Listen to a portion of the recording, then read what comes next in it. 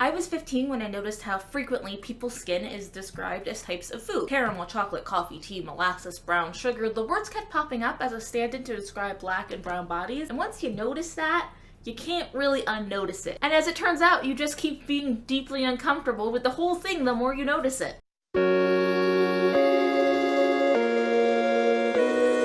I've spent years trying to unpack all of this for myself, and there are, of course, other people who have already unpacked all of these things before me, and others who aren't even aware that there are boxes to unpack. And I think it started when I was assigned to read slave narratives, because I was one of those kids that actually did the readings, unlike the guy who thought that Atticus Finch was a plumber after reading the book and watching the movie in class. But hey, you can only do so much as a teacher. I kept seeing black and brown skin described through comparison with food in slave narratives. Lighter skin, brown sugar and caramel were slaves who worked inside.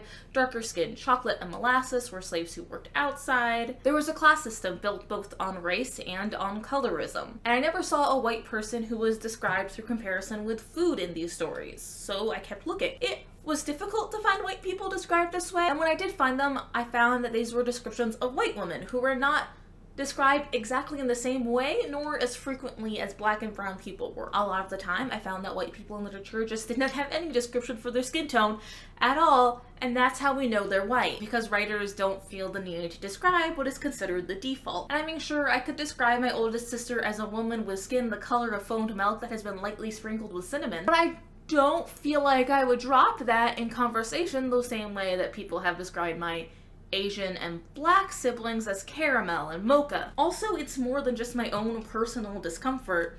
Some have expressed that using food in order to describe a person can be fetishizing, mostly because food is in the most literal sense meant for consumption. This brings us into the complications. White women are described with lips of the color of cherries, and black and brown bodies are described as being chocolate. And these descriptions are frequently used to express sensual desire and interest. And connecting a description of our skin as food to a sensual desire implies that we, our bodies, our desire, and our love is meant for the consumption of others. On top of that fetishization, there's also the added connection of trauma, as many of the foods used to describe black and brown bodies are linked to colonialism and the foods that drove the slave trade: coffee, tea, chocolate.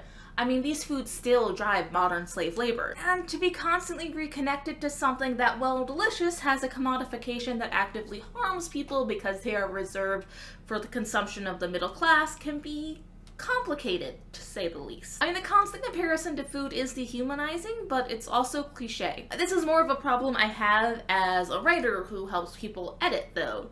It perpetuates the dehumanization of black and brown people that is already in place. And I know that my skin tone is the shade of a perfect cup of coffee, but it would be super weird if someone who is not me figured out the perfect combination of cream and sugar and coffee to match my exact skin tone, when the only reason I figure that out is because I spent over a year trying to figure out how I liked my coffee, and then happened to notice it was the same shade of skin as my arm. And it would be extra weird to describe me in this way when I just explained that I find this to be an uncomfortable and offensive cliche in the description of people. And I honestly just think we can do better. There are so many different ways we could describe each other. Why should we limit ourselves when there are so many different shades of brown that are completely unrelated to food? In the comments, please describe someone you love as if you were introducing us to a character in a book. If you want to see more from me, you can subscribe, watch another video of mine, or support me on Patreon.